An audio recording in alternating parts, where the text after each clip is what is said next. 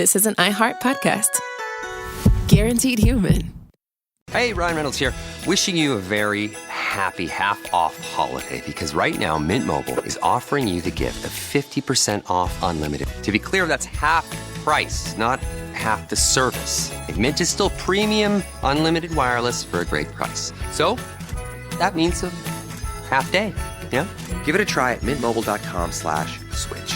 Upfront payment of $45 for 3-month plan equivalent to $15 per month required. New customer offer for first 3 months only. Speed slow after 35 gigabytes if network's busy. Taxes and fees extra. See mintmobile.com. Did you know Microsoft has officially ended support for Windows 10?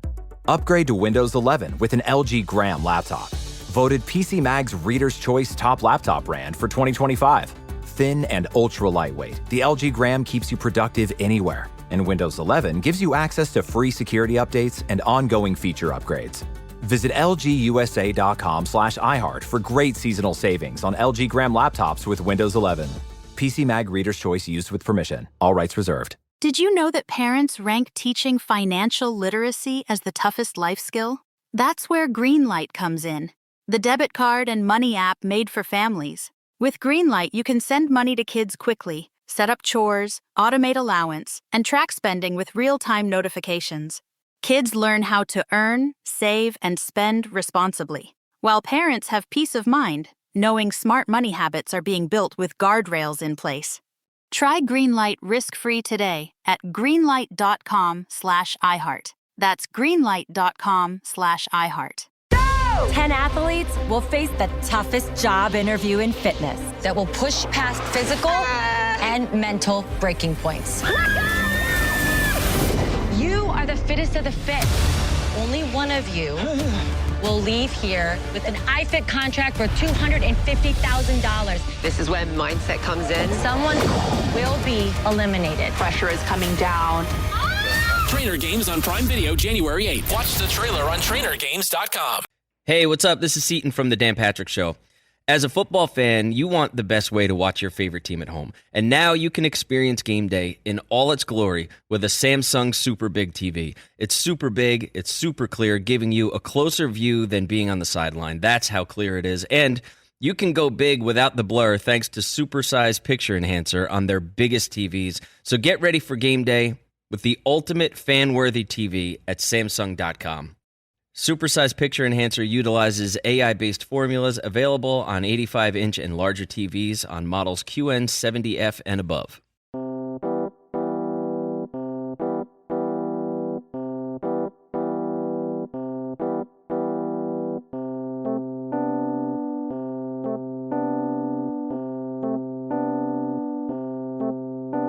Welcome back. It's a brand new episode. This is Laugh With Me, a podcast with Jeremy Odem. I'm your host!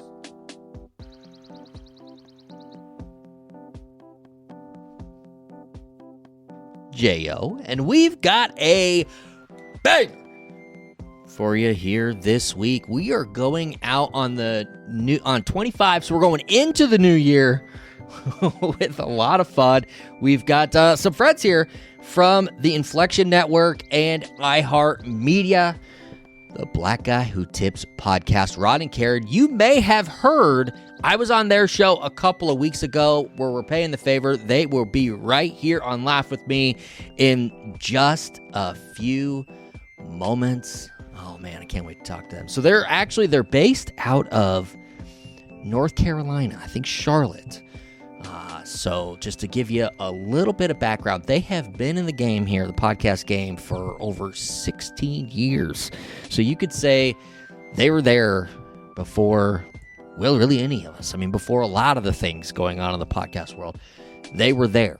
And now it's so cool to talk to them and just kind of hear their story and how they got started and then to where they're at now. Now it's quite the production they've got going on over there at Black Guy Who Tips podcast. And we got to hear about this name too, because I meant to ask them when I was on their show, like, what's up with the name? Like, where'd that come from? I've been thinking about it ever since I was on their show a couple weeks ago. I'm like, I never even found out where the name came from. We'll make sure to follow up with them, see what's going on. But before we get to them, what's going on? We are finishing up 2025, and we are doing it strong. Lots coming up in 26. All kinds of episodes coming your way. Right, Johnny? I mean, Johnny, here's the thing. When Rod and Karen call, I don't need you piping in. Okay, let's not mess this up. I'm excited to have them on the show, so let's not mess it up with your ill-timed sound effects, ill-timed jokes you've got. This isn't it, buddy. Been dealing with him lately. Been dealing with him in a lot of ways. Right, Johnny? Son of a bitch. Well, Rod and Karen are coming up in just a moment. Honestly, once they call, we're going to hop right into it because I think you're really going to enjoy their story. Really funny. Both of them. Their chemistry is incredible. But yeah, Johnny, how was your Christmas? Was it good? It was a joke, huh? Okay. It's too bad. Hopefully you liked my gift, which was absolutely nothing. I'll tell you what, Johnny. One thing that you should learn is not to expect a Christmas gift from those who employ you. Ask Clark Griswold, for example. Had he really thought about this and not expected this bonus, and you can't really guarantee and plan on bonuses. That fella did, and he tried to put in the pool and ended up with the gift certificate or the subscription or whatever he ended up, the jellies a month or whatever it was. Just don't guarantee those. That's all I'm going to say. Next year, 26, Johnny, do not expect a gift. I know you did this year. I'm sorry. Just don't think that's how it works. I don't know how we got sidetracked on this, Johnny. All right. They are calling in right now. Let's get to it. It is Rod, Karen, the Black Guy Who Tips podcast. And remember, you can hear them anywhere that you listen to your favorite podcasts, including the free iHeart radio app.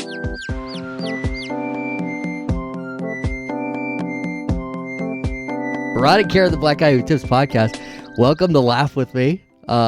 It was awesome to be on your show here a couple weeks now ago.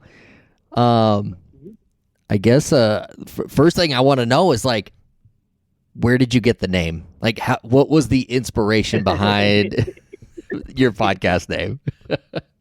I used to have a blog on Tumblr back in the Tumblr days, and it was called The Black Guy Who Tips because I was a waiter for many years, and there's a stereotype that black people don't tip, and there's a bunch of other stuff to it. But I was like, well, if you know me, I disagree. I think black people do tip, especially if you give us good service. Mm-hmm. But if you know me, then you know at least one black person who does tip. So maybe stop saying black people don't tip. Just start with me and then branch out, get to know more black people, and you realize that many of us tip, many of us over tip on to purpose, overcompensate for a bunch of stuff we can't control. Yeah, even when we get bad service, we'll over tip. Yeah, sometimes. Mm-hmm. So it's just, that's how it started. And then the podcast, when I started the podcast, I would have named it The Rod and Karen Show or something, but Karen wasn't sure she would be the co-host. She thought I would get rid of her because she wouldn't be funny enough. Now, 3,000 episodes later, she's never not done an episode with me. He tricked me because I was like, what is this? Are there any rules, any regulations? I was like, I'm going to be terrible. So we named it The Black Guy Who Tips. Basically, I named it that so that she wouldn't feel like any pressure to be a part of it. But obviously, she's half of the show. Oh, yeah. Well, it's super interesting because as soon as you read the name, you're like, okay, where's this going? But if you know, kind of where that's from, I mean, it's funny, though. It's really funny. So, Karen, you thought you were going to get kicked off the show?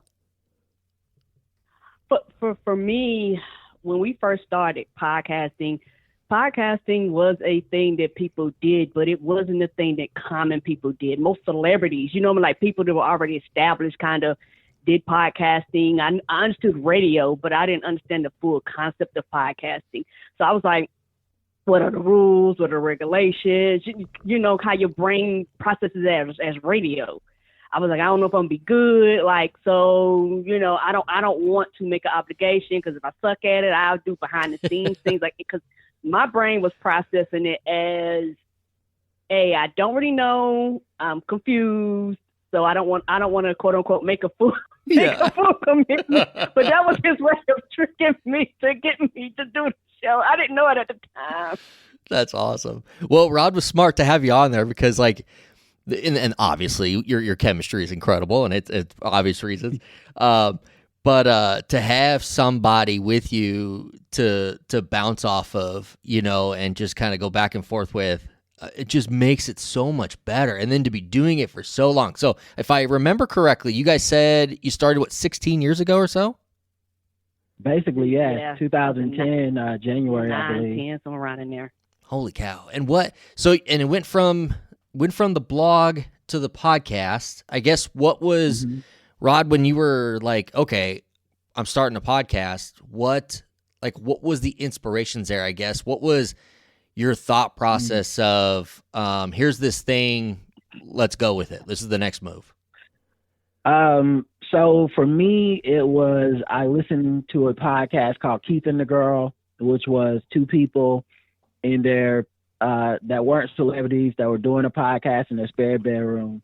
And they got a hate listener, like some hate email one time, and the person was like, your job is so easy. You work an hour a day, you don't do anything, and you expect to make money off of this.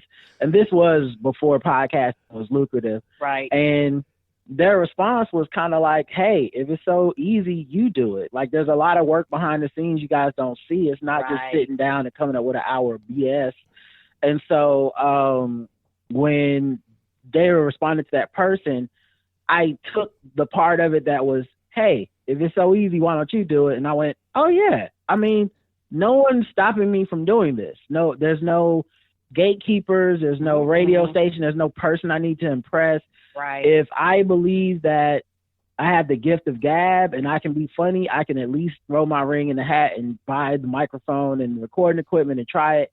And so that was the impetus to take the blog, which was mostly just random thoughts, funny stories, and just random things, and said, hey, maybe people will listen to me and my wife talk about these random funny things and serious things sometimes and all that. And that's really where it started.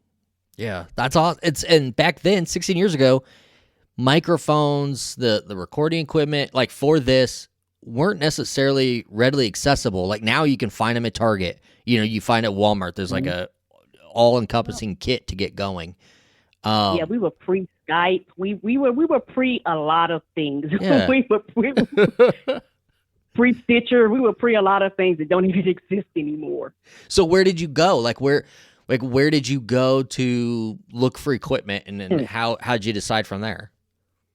Well, there was a few phases, but the first episode we ever recorded is probably the one that ensured that we would be podcasters professionally. Right. Because we had to buy all the stuff and try to record multiple times without it working. So we had a desktop microphone that was really just designed for like rudimentary, like maybe gamers of the old days, like just a little microphone on your desk and you wear some headphones. We couldn't record with that. We had to go get a new computer. The computer sound card we bought didn't work. We thought try recording 2 or 3 times. We thought it was our fault. It was the computer's fault. We returned it back to Best Buy that night with about 20 minutes left before they closed for the night. Yep. And they switched it out for a different model of the same one. We brought it back home. It did work this time. We ended up recording that first episode 3 or 4 times. And if you ever listen to our first episode, it's called The Love Cast. You can hear it in our voices. Because it was like 11 o'clock midnight or something. We weren't sure that was recording. Because we had already recorded like 3 or 4 hours that day that no one heard. Right. And so we were like, hey, I hope this is working. And then we looked at each other after we ended. How do we get it up on iTunes? Yeah. So it was like really building the ship as it came together. And then over the years, we learned through trial and error and some different like techniques to record. We used to use a Blue Snowball USB mic, and we would record with our desktop speakers so we could have guests and play music in the background. So we was just random soundboards. yeah, just random stuff before we even had a mixer or anything. So that was like a lot of the old school like mentality, and I think it's been beneficial to us because as podcasting grows and changes and evolves, we can always go back to our base of, you know, we did this when it was much harder to put together, so we will always have those skills, and they can't leave us. Right. You have people now that jump into podcasting that doesn't even know what an RSS feed is. So it's like, oh, okay, they've really streamlined it, simplified it. Yeah, I mean, even like a few years ago when I got started, my first guest I had on by putting my cell phone speaker up to the microphone and hoped it would translate, like hoping it would record, you know? I was like, I don't know if anyone's ever going to hear this because it may not actually record, but this is what I got. Here we are. We're going to roll with it. Absolutely, man. So, I mean, it's perfect, too, because you got your setup now is awesome. You've got a beautiful, video that people can watch as you're recording. And it was like when I first logged on to your guys' show, was it like you had like music going in the waiting room? Is that just like a pregame, like, hey, we're gearing up, we're getting listeners kind of logged in? Is that kind of the thought process there to kind of build the party, so to speak? Yes, because we've been using Crowdcast. We've been around so long that some of the other video type recording / things like vocal, a lot of them don't even exist anymore. So what we do is we use crowdcast.io, and they have an app. So when we go live, it pushes emails out, and then it pushes through the phone, letting people know that we're live. We also post on social media. So we want to give people time to actually be like, hey, they're live. Let me check in from wherever they are. So about 15 to 20 minutes, Roger will kind of warm up and play music and things like that to give people time to, you know, come in and check in and things like that. And yeah, we've come a long way. Now we have like, we're actually in the same room, because sometimes people ask, like, y'all in the same room? Yes, we're actually in the same room. We have like 2 separate monitors and all that stuff. So that's why it looks like we're in like 2 different worlds, but we're actually in the same room. Yeah, I think the other thing too is playing the music and whatever when I'm show prepping. It gives people time to come in the room, and then that chat room has gotten very familiar with each other. Yes. So it's become like a little bit of a communal space, and you'll see people checking in and being like, "Hey, how your grandmama doing?" You know, and it's like that's like a cool thing that it wasn't something intentional, but it's been a cool side benefit of building a community. Yeah, you can't beat that when you get to the point of building a community and you've got your fans just kind of chatting amongst each other, you know, with each other. Like there's something special you guys have built there. The Black Guy Who Tips podcast, new episodes weekly. You got to check it out. We're both a part of the Inflection Network and iHeart Media, so that's how we met. But make sure to check them out weekly. I mean, you guys tend to go through like pop culture topics from time to time. You know, yeah. What are some things politics, you guys are pop culture? What's some things you guys got your eyes on right now? Oh man, so it's politics, pop culture, and comedy is our main things on our main feed.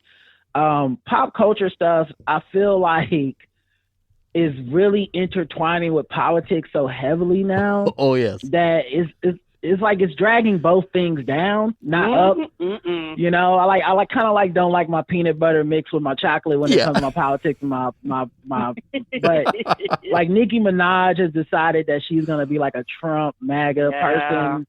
And it was already like bad when Nikki was just like a regular troll crazy person on Twitter, like celebrity. But now she's branching into like politics, and you're like, man, like this just sucks both ways. Like it does. I don't want to listen to your music because it wasn't good lately. Right. But now I don't want to listen to your music because I gotta make some type of political stance. Like, what are you doing, buddy? Calm down. Yeah. So those kind of things infiltrate. When I saw her on stage, it was with Erica, I believe, right? And Yeah. she was going on, and then immediately the next day she's deleting her Instagram. I'm like, well, that didn't go over well because you have to either be all in or just stay out of it altogether. And she couldn't handle that. Right. So that's interesting. What was in my mind, I'm like, what was her end game? Like in her mind, if this thing went perfectly, was she supposed to get off stage? Everyone's on Instagram cheering her, and everyone's like, "Thank God you finally said something, Nikki. We were all just waiting for you to say it. Yeah, the rest of us were just pretending not to like this stuff. But now that you made it okay, we're nothing but likes and heart emojis all over your Instagram. Right. Like, what were you paying attention to, buddy?" And both of those women, in my opinion, are delusional, and I think that's what it is. Like, I think Nikki has been in a bubble where no matter what she did, good, bad, or indifferent, she was consistently praised. Mm-hmm. So on social media, on social media. So in her mind, she's like, "Why is this any different? I'm still doing me.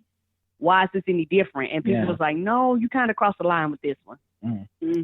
Yeah, it is interesting because these types of topics, especially in that world that she has stepped right into, is so polarizing. It is not it's not a mix of, like you said, hey, I was already kind of not listening to your music just because of the music, but now I'm avoiding it. Right. And some people can, I don't know, take the art and, like Kanye, right? Like he's done so much to drive away people, but then you can go back and the catalog's so good. Like, do you? Yeah. So I listen. Yeah. Can you like separate that, I guess, the crazy in life versus the art, or does that really reflect, are you done with Nikki now if she continues down this path? Like, do you not separate that? For me, it's been really simple. I can separate art from people's whatever. Like I feel like I've been doing it my whole life. Yep. I think a big part of that is being a child of like the hip hop era. Most of the stuff I listen to in a hip hop song is stuff I would not do. Right. My whole life has been like, no, I don't want to sell drugs. Right. I'll listen to you rap about selling drugs. Actually, pimping is pretty bad. Yes, it is. I don't know if you guys have read up on this pimping thing, but it's pretty abusive. Bad. Yeah, don't beat the hoes. What are we doing here, sir? So I think I've just kind of been prepared my whole life for this idea of like, oh no, I enjoy this thing, but this is not a person I would hold in high esteem for any, their politics or their morals.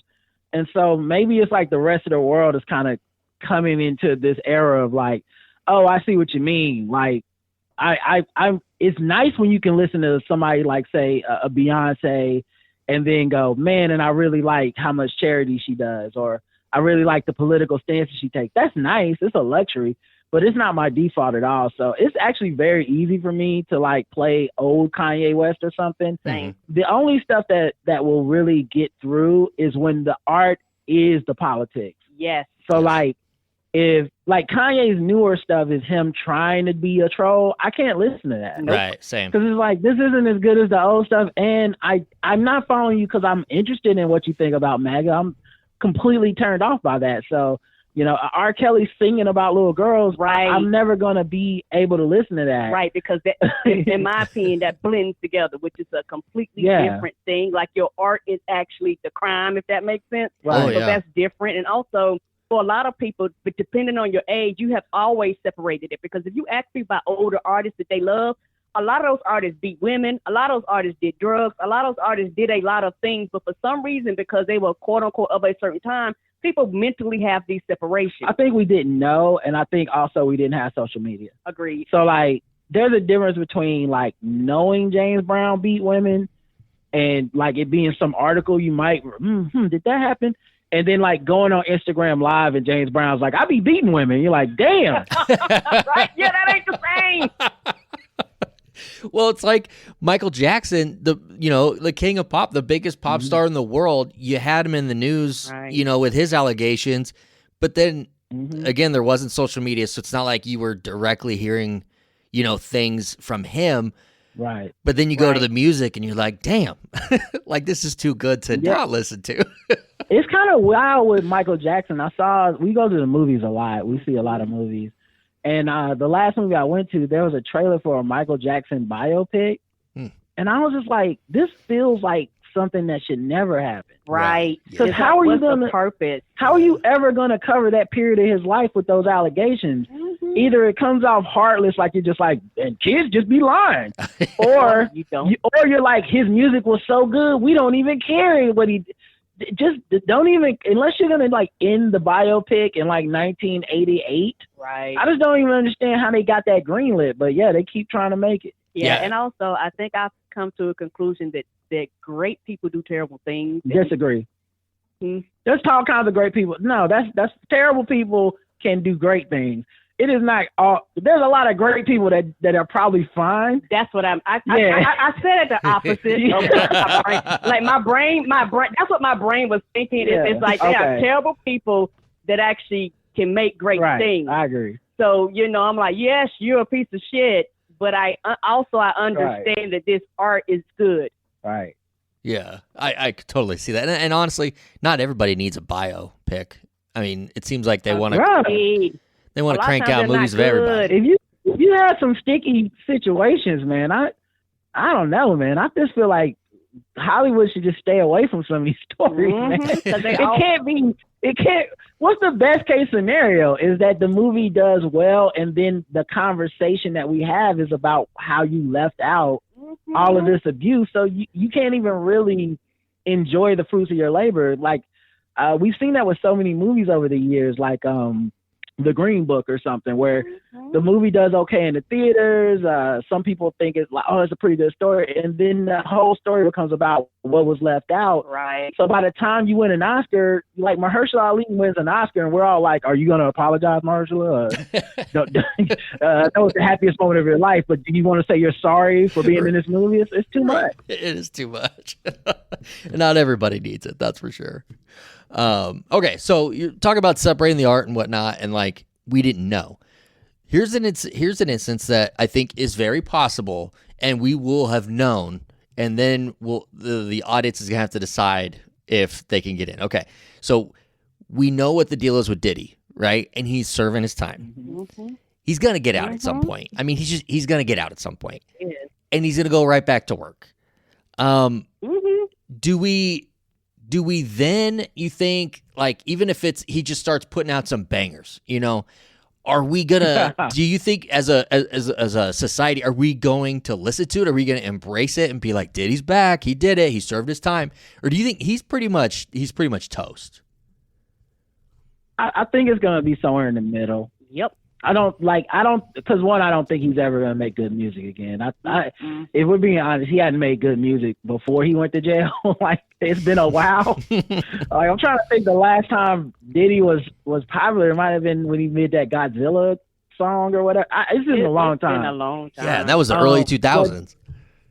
Yeah, bro, it's been a minute. And so I doubt he'll be able to like make it back musically in that way. But what I do fear is that he'll socially make it back, meaning you'll start seeing people that take a picture with him, or he was invited to this event, or or just maybe even just a statement of like, oh, Diddy is very hurt that he was not invited to the Soul Train Awards, or what, just some bullshit like that. I think you'll see, but I think it'll kind of be like how Kanye is a little bit, where he's around, but nobody's really messing with Kanye like that. Yeah. Right. You don't see artists signing up to do things. Nobody's, clawing at him to make their beats and none of that stuff. Yeah, he has songs that come out every once in a while, but none of them are charting.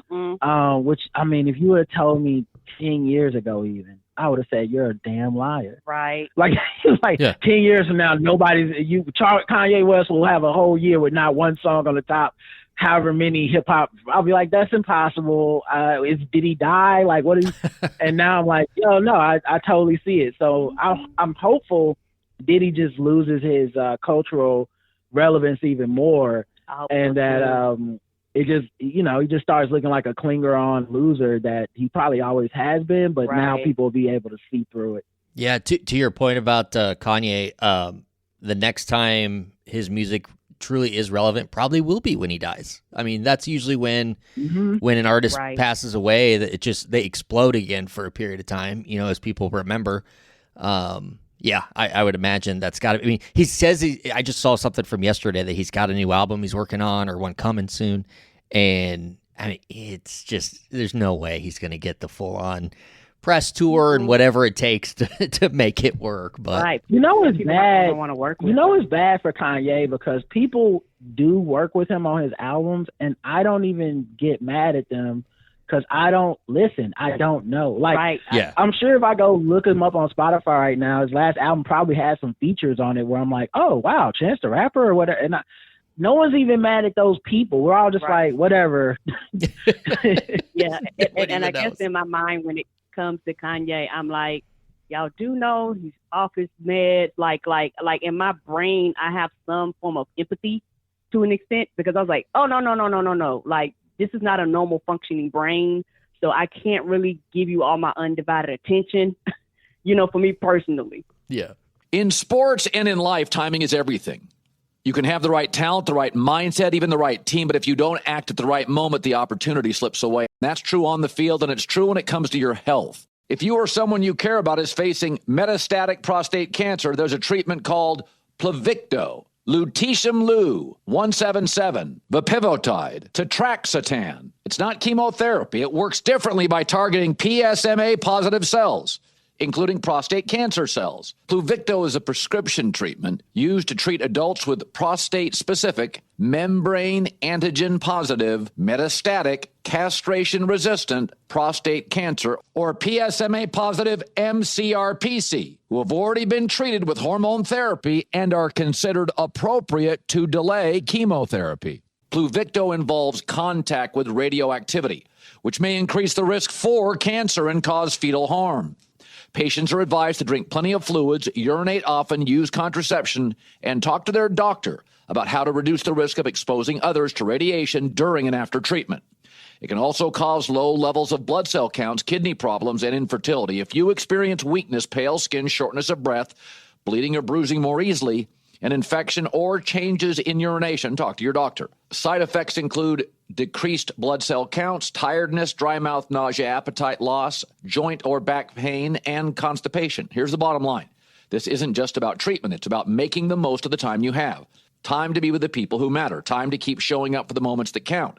So if you or someone you love is in this fight, ask your doctor about Pluvicto, because in sports and in life, the best players don't just react, they anticipate, they prepare, they act. Visit Pluvicto.com to learn more. That's Pluvicto.com. This is Eva Longoria from Hungry for History with Eva Longoria and Maite Gomez Rejon. Hi, everyone. Happy holidays. Let's talk about those two words, about keeping the holidays happy, because let's be honest, even the happiest season could use a boost.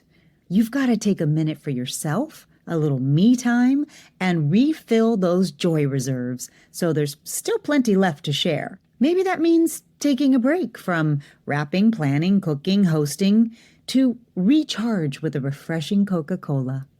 Ah, one sip and you're ready to hang more lights. Sip and recharge your jolly now. Because self-care isn't selfish. It's necessary. Whether you're a holiday multitasker extraordinaire or the host with the most or, I don't know, the actual Santa Claus, you deserve a moment to reset. So if things are getting a little too jingly-jangly, take a breath, center yourself, have a Coke, and get back out there, refreshed, radiant, and ready to slay. Yes, I did. See how I did Santa's sleigh? You're welcome. Enjoy a Coca-Cola. Refresh your holidays. Make their holiday unforgettable with a gift that says it all from Pandora Jewelry. A gift that tells a story and shows you know theirs. That doesn't just sparkle, but speaks. From new festive charms to forever rings and personal engravings. This season, give a gift that's perfectly theirs. Whether you're shopping for a shiny surprise for your significant other, matching bracelets to celebrate your friendship, or a heartfelt gift for a family member, say more this holiday season with Pandora. I always look forward to the holidays because I live to give all the women in my life jewelry with a little something special engraved on it, just to show them I care with something personalized.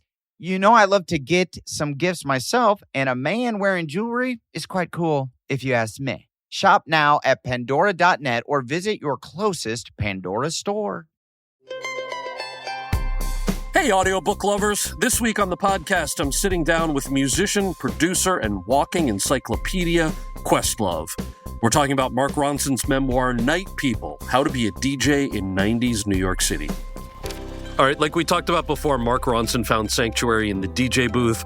What's a tool or piece of equipment in the studio or on stage that gives you the most control? So I have 2 microphones on stage. Mm-hmm. We have the microphone that you hear as the audience. Then we have a second microphone in which we communicate with each other. I feel like that second microphone kind of saved all of our friendships.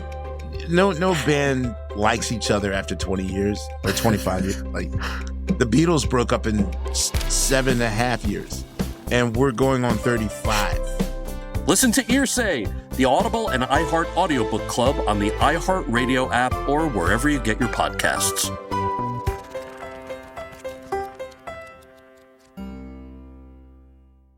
Did you know Microsoft has officially ended support for Windows 10? Upgrade to Windows 11 with an LG Gram laptop. Voted PC Mag's Reader's Choice Top Laptop Brand for 2025. Thin and ultra lightweight, the LG Gram keeps you productive anywhere. And Windows 11 gives you access to free security updates and ongoing feature upgrades. Visit lgusa.com/iHeart for great seasonal savings on LG Gram laptops with Windows 11. PC Mag Reader's Choice used with permission. All rights reserved. Well, one of the ways I guess those artists are the kind of canceled artists are still getting out and finding, I guess, a level of income that they need is like going overseas or going to Saudi Arabia, or going somewhere and performing and getting paid handsomely for it. Some blowback from that, for a lot of folks. Like there's just had a comedy festival in Riyadh, that all the comics were just getting crushed for going over and performing there. But on the flip side, for years, pop stars like Beyonce have gone over and performed for the Kings and not necessarily gotten that long-standing blowback. Why do you think that is that that right now comedians in general are getting seen or being held to a higher standard in that regard? Are you familiar with that story?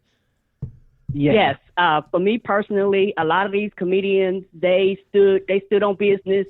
They consistently would talk shit about other comedians, about how they were doing it wrong. A lot of them they were very righteous about their decision making and things like that. And so going over there was the opposite of everything that they stood for some of them. Like the thing is, people say that, but nobody said it about Kevin Hart. Why? Because they know Kevin Hart's about that money. It don't matter where he pop up. That's right. You know what I'm saying? Like he's very neutral. You know what I'm saying? Yep. He's not trying to offend nobody. He's not trying to make nobody mad. So for he was kind of the exception to the rule. But a lot of these people have very big podcasts, very loud voices, and they talk a lot of shit. So people are going to be like, hey, I'm your audience member. I follow you. Going over there is the opposite of everything you just told me on your podcast. And so that's why a lot of them got the blowback. Yeah, I think it's very interesting. Like Bill Burr is one of the people who derided Beyonce for performing at either in a wedding or something like that. And then he's now defending himself performing at the behest of the Saudi prince and and that fund that comes directly from the people that murdered journalists. So I think it's more interesting to me that comedians, and I'm a big fan of comedy, big fan of stand-up, big fan of Bill Burr even. Right. Big fan of Chappelle, as well. But it is this greed, right? Like, we want it all. We want to be seen as the philosophers, the moral arbiters, the people that tell the truth no matter what. Right. But then it's like, when it's their turn, they're like, I just need to get a check, man. Y'all calm down. What's the problem? I can't go get a check. You guys are getting checked. Yeah. Right. I'm the exception to the rule. So I think that's why they're catching more heat, because somebody like Beyonce, she's not really, her job in a song is to do one thing, but it's not the same as getting up and doing a stand-up set or doing a podcast or whatever, right, where you're like, well, let me call some balls and strikes, tell you guys who's right and wrong. And so maybe in that way, some of these artists get to live in a gray area where they make music, but you don't really know what they're about. Comedians are kind of like, no, if you listen to my stand-up, you know what I'm really about. So I think maybe that hurt them a lot. And then also you have the inter-comedian jealousy and other stuff where like comedians that didn't get the call or comedians that turned the call down are like, well, how the hell are you going over there? So I think that's another reason that thing caught fire in a way that it might not with music, because like if Rihanna wants to go over there and perform, maybe there's some artist that calls her out, but none of us is really like listening to that artist. You know, you're like, what? Rihanna didn't perform. Well, you know that Anne Marie said she don't like that? We'll be like, whatever, man. But when Bill Burr doesn't perform and then the person calling him out is like the number one podcaster in the world or whatever, it's like, okay, yeah, that might get a little bit more traction. I thought it was interesting like all the comedians that were not on the show that were hating on those that were on the show. And I'm like, do you think they're not going to do another one next year? Like you're hurting yourself to get booked, or you're going to make yourself look like an idiot when you do take the booking now. Because it's going to be an opportunity. You know, I mean, the truth is like, if you're morally convicted in a way that says, I would never take that money no matter how much it is, then you have every right to say how you feel. You know what I'm saying? Like, because you're right. The ones who are taking shots and then next year they'll be over there, they're going to catch hell when it's time. Yes, they are. You know what I mean? But if every year they have that festival and every year Mark Maron is like, F those guys, I'll be like, I can respect that too, because there's no price he'll ever say, okay, I'm compromising my morals. I guess I was wrong. So it really just depends. But I think comedians, and I'm sure you know this, it's so cutthroat and competitive. Yes. Mm-hmm. Oh, and yes. There's so many that like pretend to have super high morals that really is just like, I didn't get offered that payday. Because I've seen people like chastise comedians for taking roles in movies or something. They're like, you took that role? That movie's not even good. And I'm like, so are you telling me you turned down the Pluto Nash money? Is that what you're telling me? You're going to be like, no, I refuse. Listen, I'm an open micer, but I refuse to work with Eddie Murphy and Pluto Nash. No, you're going to take the money. You take you're the not money. better than that. Yeah. Yeah, so I definitely we'll find out who's real and who's not when that next round of opening shows up, I guess, over there. Right. Yeah, I'm looking forward to it, honestly, because there's going to be a lot of receipts in regards to this. But I always thought that more work, more opportunity, more of these festivals, like, and that was a big festival. Like, more opportunity to spread your art was a good thing. You know, the opportunity to have a new audience hear and see you and listen to you and buy into you was a good thing. And maybe you can make change that way, but it just I think it depends, right? Because I wrote for a sports show on HBO, Game Theory with Bomani Jones, and we used to do these like essays at the end of each episode, like sometimes 10, sometimes 20 minutes. And one of them was on sports washing, right?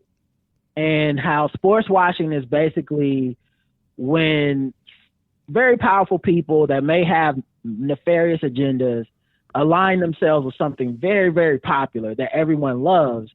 And then vicariously, we end up loving, we love the thing so much we overlook the people and the flaws of those who hold it for us, right?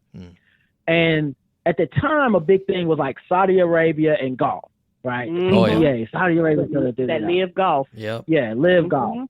And I understood the misgivings about it, but like Phil Mickelson went over first, and he caught hell. Yes, he did. Like everyone was just like, Phil Mickelson is sellout. He ended up being right. Well, I won't say right, but he was just early, meaning if he was wrong, then a lot of other people joined him in being wrong because the money is the money. And eventually everybody was golfing over there with Liv after at first being kind of like, listen, no, not on my American soil. Or what. They were like, okay, how much are they paying again?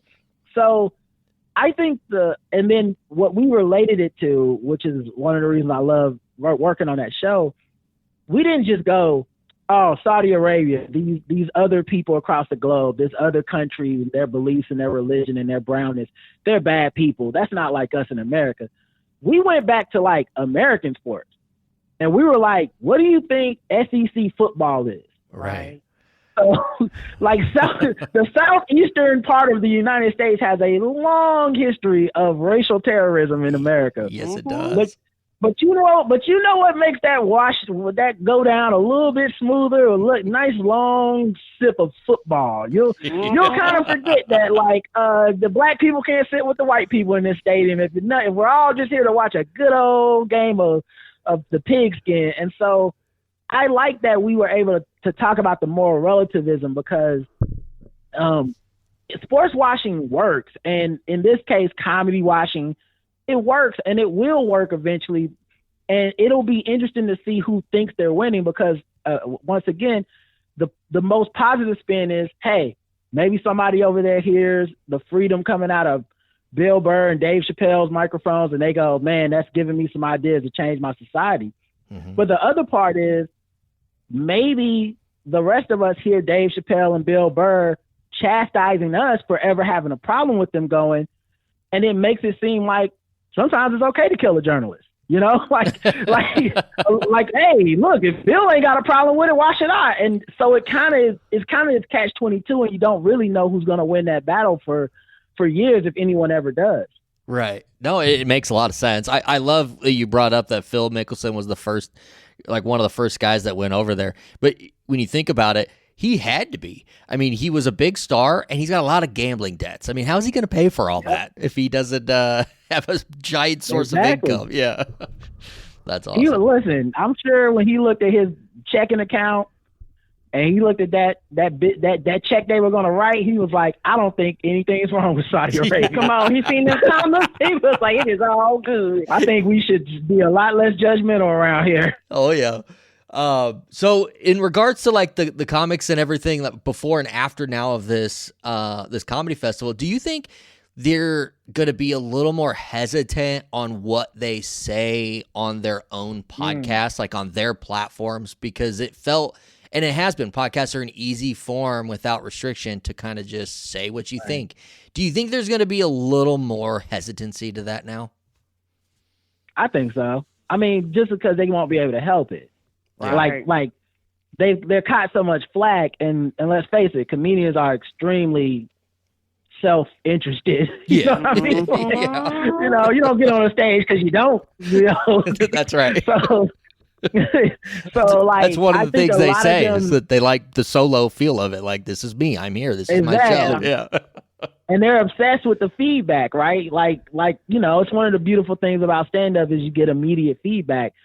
So I have a hard time believing that they won't feel some level of at least like, man, if I say this after what I did and the way I got pushed back, I'm going to get pushed back again. I don't know that it'll change their point of view 100%, but I'm sure there'll be some things they think twice about saying. I'm sure, like I love Bill Burr, but I'm sure there's, just from the way he's bristled at some of the critique, there's no way he's getting on a microphone and not thinking like, am I the one to say this thing now, or will I be immediately laughed out the room when I'm telling people billionaires are terrible people, but not the Saudi billionaires that pay for my comedy?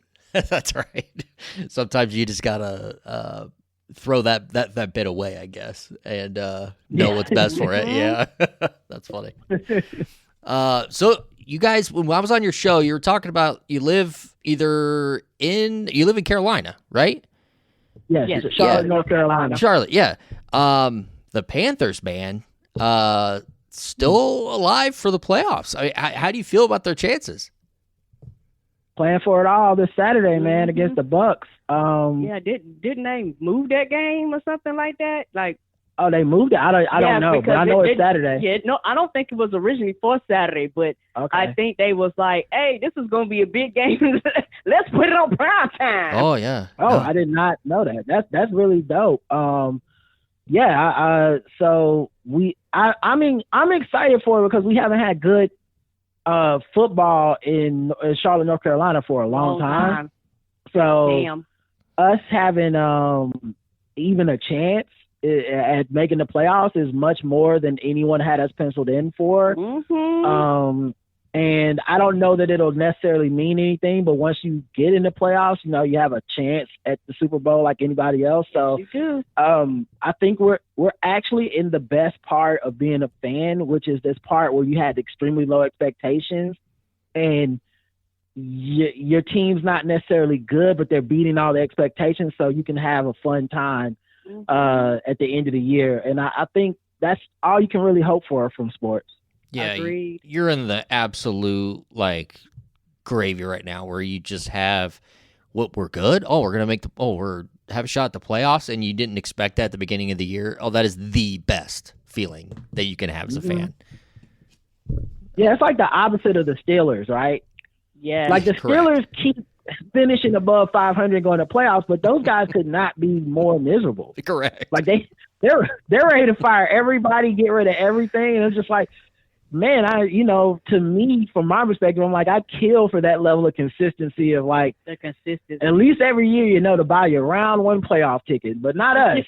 Nope. We don't know what's happening. Man, as a Chargers fan, I always know we got a shot at a playoff, game.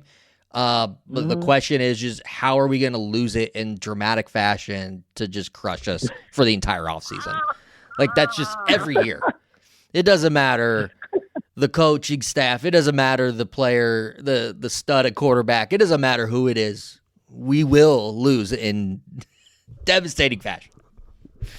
It is kind of crazy that happened to y'all. Like, it is. That it doesn't matter what happens, but the Chargers have been the same my entire life. That's crazy. My wife we played Houston on Saturday, and it felt like that. It's just like what could go wrong went wrong, and she goes, "Man, I think this game's cursed." And I'm like, "This team's been cursed forever. Like, it doesn't matter the week. This is what it's like. It's just terrible. I don't know." And my poor son, he didn't choose this life. He was born into it. It's just terrible for him. Do you feel bad as a parent for putting that on your kid? Like you could have picked any team to make him a fan, but you were like, no, you're going to follow in dad's footsteps and you're going to like this misery. Well, yeah, because as a father, like that is the dream. You got you got your son and it's like, oh, he's going to love your teams and we're going to root for him together. But then once, that happens, then you realize, well, you picked like teams that are just devastating to you, like to your mental capacity. Like this is not good. Like you look what you've done to this kid. Like it's very depressing at times. I wonder if there's any parents out there that broke the cycle.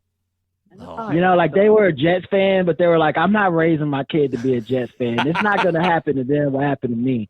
My kid is a Chiefs fan. Okay, yeah. He's going to like Patrick Mahomes, and damn well he better get used to winning around here. Well, to your point, my dad was a Padres fan, so I grew up a San Diego Padres fan. But my younger brother, he's 4 years younger, he never got into the Padres, so he was growing up as in elementary during the 90s and became a Yankees fan in the midst of everything that happened, with the Yankees there. So he's had all these championships and all this fun and all the shit talk, and I'm just like, you're lucky bastard. Like this is not. You're supposed to be depressed like me. My dad's a Duke fan, and I grew up a Carolina Chapel Hill fan. And man, it was the bomb. It was way better than being a Duke fan at the time. Even though Duke won some championships, man, but Carolina at that time was just so much cooler. It's like, I wanted to be like the players that played at Carolina. It's like, oh man, Vince Carter, Rasheed Wallace, Antoine James, these are all fun guys. Yeah. And then Duke guys, except for Grant Hill, were all guys that I just looked at I don't ever want to even hang out with them. So, shout out to my dad for not trying to force me into being a Duke fan. Yeah, that's legit. Because I was going to ask you, how did he allow this? That's the complete opposite of what he couldn't stop me once I got out the house and saw how cool everybody else was. No one thought Duke players were cool. That's nothing he can do about that. How is it that Duke consistently, and it doesn't matter the era, it doesn't matter the season. I mean, they keep getting these these guys every year, and they're always a different dude. They come in and you just hate them. There's not a thing to like about them. It's always a short-haired white guy every time, and he's awful. Awful. Like I feel like they have successfully transitioned to the one and done thing. Yeah, to where they didn't care too much for that at first. Yeah, but where you can't, they're not sticking around long enough to hate them anymore. Not anymore. Oh, yeah. Like, the hatred ain't the same that it used to be. Like if you find a guy who stays for more than 2 years, you will hate him. Yep. Yeah. Like their best players are no longer those guys anymore. But those used to be their best guys. Like yeah, those guys will stick around. Like JJ Redick stuck around so long. Yeah. Mm-hmm. I was like, don't leave. Get the hell out of here. Nobody wants to see you doing this 3-point BS anymore. He just kept doing it. So, something changed in the last, 10 years to where, you look at the NBA, half of the guys are just Duke guys, but you wouldn't know it because you're like, did this guy when did he play there? I don't remember. Yes, when did he play there? I don't remember Jalen Johnson playing a game for Duke. Shaedon Sharpe went to Duke. When was this? I know. Zion Williamson played 4 games. Kyrie Irving got hurt and barely played. So I don't hate those guys, but it's mostly because they weren't there long. Yeah, I was just gonna say Kyrie. I forgot he was even at Duke, but he only played 8 games. He was just so freaking talented. He still picked so high. Yeah. Cooper Flagg's probably the last guy that you can remember then that was a Duke guy that you hate. And I don't even think he was there all that long. Yeah, he was there for 1 year, and he's not even, to me, he's not even that hateable. He's not. And I think a big part of why he's not that hateable, though, is because he hung around with a bunch of NBA players and played in those Team USA scrimmages, and all those NBA players were like, this guy's the real deal. Yep. So it's kind of hard to hate a guy when LeBron James and Kevin Durant are telling you this guy's really cool. Yeah. But I feel like the last one they had was Grayson Allen. He's the last real Duke. The last OG of Duke is Grayson Allen. That I don't know anyone who likes him, and if you do like him, I don't like you. Yeah, he was trying to be hated. I mean, he was really leveling up to that being the devil out there, Yeah, he's out there tripping people and shit. Mm-hmm. Speaking of NBA, I was just seeing this morning Kevin Durant. I don't know if it was a podcast or a show he was on, but he was talking about how he doesn't really like to shower.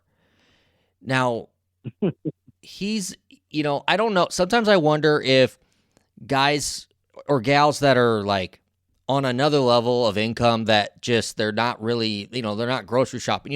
They're on this other level that sometimes they say things to try to feel like they are relatable. Right. Do you think maybe that's what this was and he got it wrong? Because we still like showering, right? Isn't that our thing? We're still showering out here. If there's anybody who believes ball is life, it's definitely KD. KD, okay. Yeah, well, Hoopers, the people that love Kevin Durant, the reason they love him is because we've never seen a guy so dedicated to only basketball. Yeah. That's it, only basketball. Everybody else that we love is kind of a mogul, yeah. It's Steph Curry has his shoes. He's got a movie coming out. There's a cartoon movie. To do other stuff. Yeah, his wife's a chef. Of course, LeBron's his fingers in everything with Hollywood and all these other sports leagues.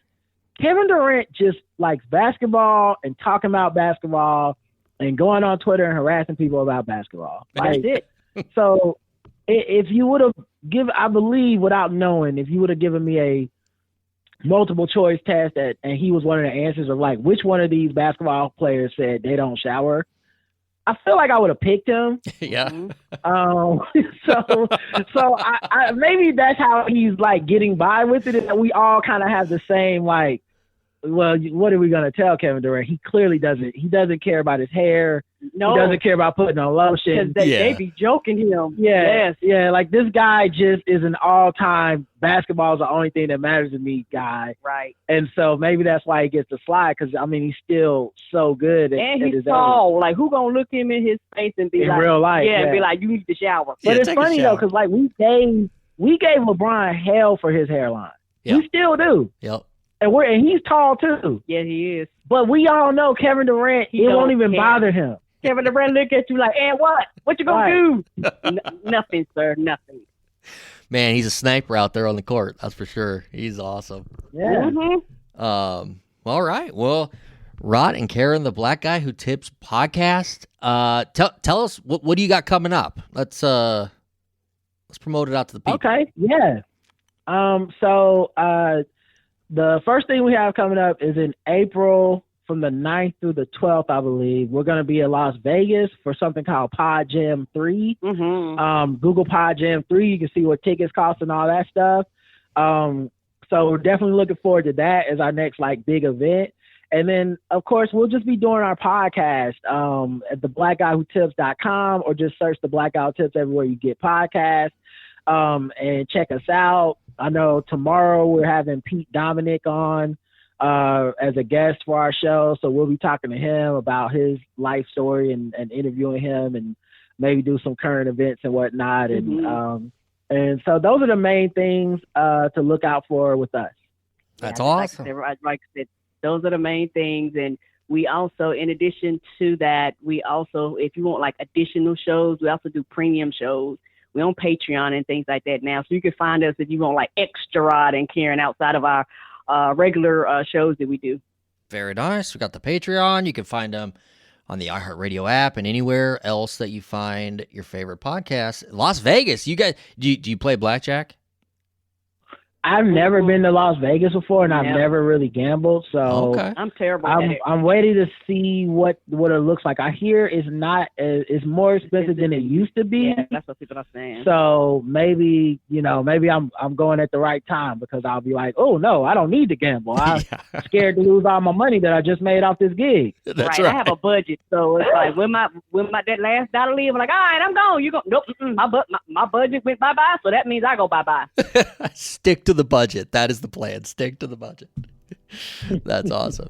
All right, Rod, Karen, thank you so much for giving me some time here today. Thank you, baby. Awesome. All right. Thank you for having us, Jeremy. Absolutely. We'll talk again. Thank you so much.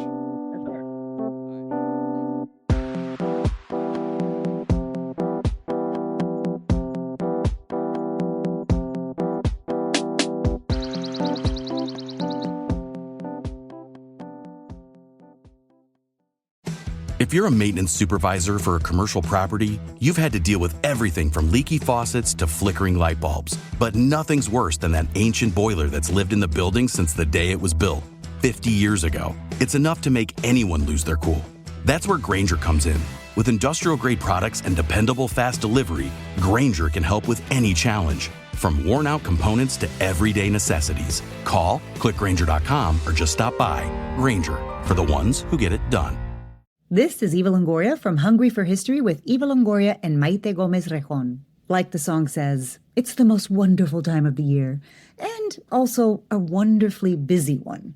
All that merriment can weigh down even Santa's sleigh, so keep it wonderful by keeping yourself wonderful with a crisp, cold Coca-Cola.